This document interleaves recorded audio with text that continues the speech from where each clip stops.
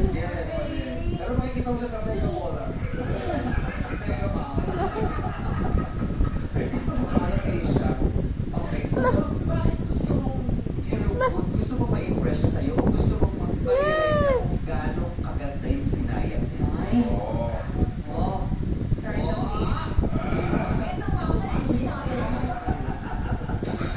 hindi, kasi nung time namin, hindi ako nakakapag-ayos. So, gusto ko kapag nakita niya ako, ay, maganda din pala siya. Gusto mo mag-hinayang siya? May part, pero for good, Bakit hindi ka nakapag-ayos nung kayo bahay? strict po siya eh. Ayaw niya mag-ayos ka? Bakit? Uy, hindi lang siya.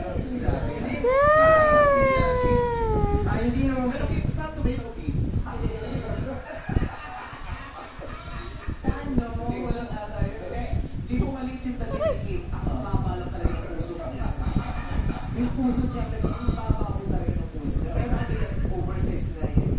Anyway, ba't mo siya pinagpapawalang pag-ayos? Ay, hindi naman po sa, pinagpapagayos na sinabi niya. Wala na sa sumulak sa Magpaliwanag ka! explain ko lang ba? Hindi naman po